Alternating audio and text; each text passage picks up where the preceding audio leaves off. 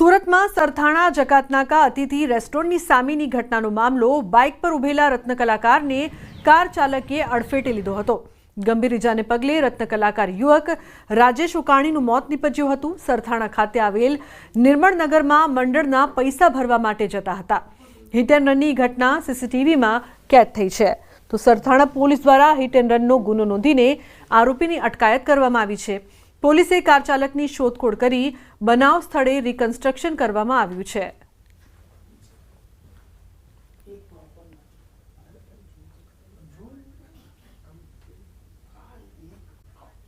સુરતમાં ટ્રેલર ચોરીની ઘટનાનો ભેદ ઉકેલાયો છે। ટ્રેલર ચોરને ઉત્તર પ્રદેશથી પકડી પાડવામાં આવ્યો છે। ઈચ્છાપોરના પ્રીતમ પાર્કિંગમાંથી ચોરી થયું હતું ટ્રક। ડુપ્લિકેટ ચાવી વડે ટ્રક ચોરી કર્યાનો ખુલાસો થયો હતો। ચોરીની ઘટનાના સીસીટીવીના આધારે તપાસ કરવામાં આવી છે। તો આરોપીને શોધવા પ્રયાગરાજ પહોંચી હતી ટીમ। આરોપી આકાશ પ્રજાપતિની ધરપકડ કરવામાં આવી છે। ઉલ્લેખનીય છે કે સમગ્ર ઘટના સીસીટીવીમાં કેદ થઈ હતી, જેમાં જોઈ શકાય છે કે કઈ રીતે ચોરીને અંજામ આપવામાં આવ્યો હતો। ઉલ્લેખનીય છે કે સીસીટીવીના આધારે પોલીસ દ્વારા વધુ તપાસ કરવામાં આવી, જે બાદ આરોપીને પ્રયાગરાજથી પકડી પાડવામાં આવ્યા। ઉલ્લેખનીય છે કે કઈ રીતે આ ચોર છે તે ચોરી કરે છે તે સમગ્ર દ્રશ્યો અહીંયા જોવા મળી રહ્યા છે। તો ટ્રકની ચોરી કરીને આરોપી ફરાર થઈ ગયો હતો, જે પ્રયાગરાજ હતો, અને ત્યાંથી પોલીસે તેની ધરપકડ કરી છે। તો સમગ્ર ઘટનાના સીસીટીવી ફૂટેજ પણ સામે આવ્યા છે। તો આખું ટ્રક લઈને આરોપી ત્યાંથી ફરાર થઈ જાય છે અને સીસીટીવીના આધારે તે પકડાઈ ગયો। વડોદરા શહેરમાં નબીરાએ રફતારનો કેર વરસાવ્યો છે। કાર ચાલકે રાહદારીને અડફેટી લીધો હોવાના સીસીટીવી ફૂટેજ વાયરલ થયા છે। બેફામ બનેલા કાર ચાલકની કરતૂત સીસીટીવીમાં કેદ થઈ છે। કાર ચાલકે પૂરપાટ ઝડપે કાર હંકારી રાહદારીને ઢસડતા ગંભીર ઈજાઓ પહોંચી। તો કારની રફતારને જોઈને અન્ય રાહદારીઓ પણ ડઘાઈ ગયા હતા। વાયરલ વિડીયો શહેરના પાણીગેટ વિસ્તારનો હોવાની ચર્ચા છે। અમદાવાદમાં નારોલ વિસ્તારમાં ફાયરિંગની ઘટના બની છે। બાઇક હટાવવાને લઈને ફાયરિંગ કરાયું। રાતના સમયે 4 વ્યક્તિએ ઘટનાને અંજામ આપ્યો। 2 આરોપીઓની ધરપકડ કરાઈ છે। 2ની શોધખોળ શરૂ કરવામાં આવી છે। ફાયરિંગ કરતા સીસીટીવી ફૂટેજ પણ સામે આવ્યા। પિસ્તોલ, દેશી તમંચો, 4 કારતૂસ કબજે કરાયા છે। ઉલ્લેખનીય છે કે બાઇક હટાવવાને લઈને ફાયરિંગ કરવામાં આવ્યું। આ સમગ્ર ઘટના સીસીટીવીમાં કેદ થઈ છે, જેના આધારે તપાસ કરવામાં આવી રહી છે। ઋત્વિજ જોડાયા છે ફોન લાઈન પર વધુ માહિતી આપવા માટે। ઋત્વિજ, શું છે સમગ્ર ઘટના? હજી વાત કરીએ તો ગઈકાલે મોડી રાતનો આ બનાવ છે નારોલ વિસ્તારની અંદર। બાઇક હટાવવાની બાબતને લઈને જે 2 મિત્રો હતા તેઓ વચ્ચે બોલાચાલી ઝઘડો થયો હતો અને ત્યારબાદ 4 વ્યક્તિઓ ત્યાં આવી પહોંચ્યા હતા અને તેમના દ્વારા ઉગ્ર બોલાચાલી ઝઘડો કર્યા બાદ ફાયરિંગ કરવામાં આવ્યું હતું। જે પ્રાથમિક વિગત મળી છે પોલીસને તે પ્રમાણે 3 રાઉન્ડ ફાયરિંગ કર્યું હોવાની આશંકા છે અને તેના આધારે પોલીસ દ્વારા હાલમાં એફએસએલની મદદ લઈને વધુ તપાસ શરૂ કરવામાં આવી છે। જોકે જે પ્રમાણે ફરિયાદ દાખલ થઈ હતી, 4 આરોપીઓ વિરુદ્ધમાં આ ફરિયાદ દાખલ થઈ હતી અને તાત્કાલિક જે ઘટનાની ગંભીરતાને ધ્યાનમાં રાખીને અલગ અલગ ટીમો બનાવવામાં આવી હતી અને આરોપીઓની શોધખોળ શરૂ કરી હતી, જેમાં 2 આરોપીઓની ધરપકડ કરવામાં ઝોન 6 એલસીબીને સફળતા મળી છે, જ્યારે જે અન્ય 2 આરોપીઓ ફરાર છે તેઓને પકડવા માટે હાલ નારેલ પોલીસની અલગ અલગ ટીમો કામે લગાડવામાં આવી છે। જી બિલકુલ ઋત્વિજ, આભાર સમગ્ર માહિતી બદલ। તો ફાયરિંગના સીસીટીવી ફૂટેજ સામે આવ્યા। છોટાઉદેપુર તાલુકાની બરોજ પ્રાથમિક શાળાની છત પડી। ભારે વરસાદના કારણે બરોજ પ્રાથમિક શાળાની છત પડી હતી। શાળાની છતના પતરા ઉડી ગયા હતા। તો શાળામાં ધોરણ 1 થી 5ના 60 જેટલા વિદ્યાર્થીઓ અભ્યાસ કરે છે। સદનસીબે મોટી જાનહાની ટળી છે। છત પડી જતા વિદ્યાર્થીઓને ભારે મુશ્કેલીનો સામનો કરવો પડ્યો હતો। જમાલપુર વિસ્તારમાં ફરી મનપાની ઘોર બેદરકારી સામે આવી છે। મહાનગરપાલિકાના ડ્રેનેજ કામ દરમિયાન ગાડી કાદવમાં ખૂંપી હતી। જમાલપુરના 7-11 પેટ્રોલ પંપ નજીક ડ્રેનેજની ગટરમાં અર્ટિગા ગાડી ફસાઈ હતી। કોન્ટ્રાક્ટર દ્વારા યોગ્ય પુરાણ ન કરાતા ગાડી ફસાઈ હતી। રાજસ્થાનથી આવેલ પરિવાર કાર સાથે પસાર થઈ રહ્યો હતો, તે દરમિયાન આ ઘટના બની હતી। જિલ્લામાંથી પસાર થતો વાપી શામળાજી નેશનલ હાઈવે પ્રથમ વરસાદમાં જ બિસ્માર બની ગયો છે। સાથે જ ધરમપુરના આસુરા નજીક આ નેશનલ હાઈવે પર માન નદી પર બનાવવામાં આવેલ પુલની હાલત જર્જરિત થતાં ગાબડું પડી ગયું હતું, જેને લઈને તંત્ર દ્વારા રિપેરિંગની કામગીરી હાથ ધરવામાં આવી છે. તો બીજી તરફ પુલ પર ગાબડું પડી જતા વલસાડના સાંસદ ધવલ પટેલ અને ધરમપુરના MLA અરવિંદ પટેલ મોડી રાત્રે આ પુલ પર પહોંચ્યા હતા અને રિપેરિંગ માટે અધિકારીઓને સૂચના આપી હતી. જ્યાં સુધી રિપેરિંગ કામ પૂર્ણ ન થાય ત્યાં સુધી અવરજવર માટે પુલ બંધ કરવામાં આવ્યો છે અને વાહનોને અન્ય રસ્તા પર ડાયવર્ઝન આપવામાં આવ્યું છે. આજે નેશનલ હાઈવે ઓથોરિટી ઓફ ઇન્ડિયાએ કામગીરી ચાલુ કરી અને મેં કોઈ પણ જાતની જાનહાનિ ના થઈ એના માટે આ પુલ મેં 2 થી 3 દિવસ જ્યાં લગીને રિપેરિંગ ના થાય એનામાં બંધ કરાવવાનો મેં આદેશ આપીને સૂચના આપી છે અને બાયપાસ બીજે રસ્તે થાય એના માટે પૂરો પ્રયાસ કરી રહ્યા છે. તો છોટાઉદેપુરના સિહોદમાં ભારજ નદી પરના ડાયવર્ઝન પર ભૂવો પડ્યો છે. ડાયવર્ઝન પર ગાબડું પડતા રાહદારીઓ માટે રસ્તો બંધ કરવામાં આવ્યો છે. ડાયવર્ઝન 3 થી 4 જગ્યા ઉપર ક્ષતિગ્રસ્ત બનતા તંત્ર દ્વારા હાલ પૂરતું કરાયું છે બંધ. મધ્યપ્રદેશને જોડતા નેશનલ હાઈવે ઉપરથી પસાર થતા હજારો વાહનોને 40 કિલોમીટરનો ફેરો ફરવાનો વારો આવ્યો છે. પૂર્વ વિરોધ પક્ષના નેતા સુખરામ રાઠવાએ લીધી છે મુલાકાત. નેશનલ હાઈવેના અધિકારી સાથે સુખરામ રાઠવાએ વાત કરી. સુખરામ રાઠવાએ ભ્રષ્ટાચારના આક્ષેપ કર્યા તો કામગીરીને લઈને યોગ્ય તપાસ કરવાની પણ તેમણે માંગ કરી છે. એ ચર્ચાનો વિષય છે, પણ આ કામગીરી હું ચોક્કસ કહી શકાશ કે 4 કરોડના ખર્ચે જો આ ડાયવર્ઝન તૈયાર થયું હોય તો કામગીરી હલકી થઈ છે, હલકા પ્રકારની થઈ છે. એની તપાસ થવી જોઈએ. એનો ઇજારદાર જે હોય તે એને બ્લેક લિસ્ટમાં મૂકવો જોઈએ કે આ કામની તપાસ થવી જોઈએ. તપાસ કરાવીને આ કામ કરનાર જે કોન્ટ્રાક્ટર હોય એ કોન્ટ્રાક્ટરને બ્લેક લિસ્ટમાં મૂકવો જોઈએ.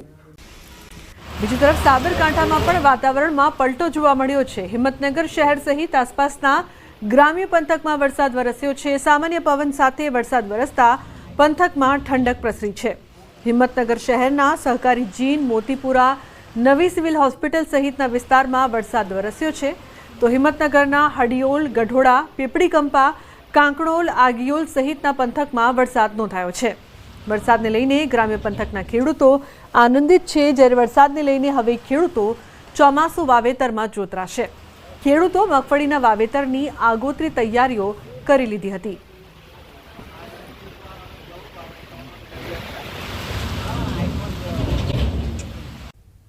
તો સુરત ગ્રામ્યમાં વહેલી સવારથી જ વરસાદી માહોલ જોવા મળી રહ્યો છે. ઉમરપાડા, ઓલપાડ સહિતના ગામોમાં વરસાદ વરસી રહ્યો છે. સુરતના ચેરાપુંજી ગણાતા ઉમરપાડામાં મેઘો મહેરબાન થયો છે. અનેક જળાશયોમાં નવા નીર આવવાની શરૂઆત થઈ છે. તો વાવણી લાયક વરસાદથી ધરતીપુત્રોમાં ખુશી. 2.25 ઇંચ વરસાદ વરસ્યો છે. સુરત જિલ્લાના ઓલપાડ તાલુકાના કુત્સદ કીમ વિસ્તારમાં વરસાદ વરસી રહ્યો છે. વરસાદ પડતા ખેડૂતોમાં ખુશીનો માહોલ જોવા મળી રહ્યો છે.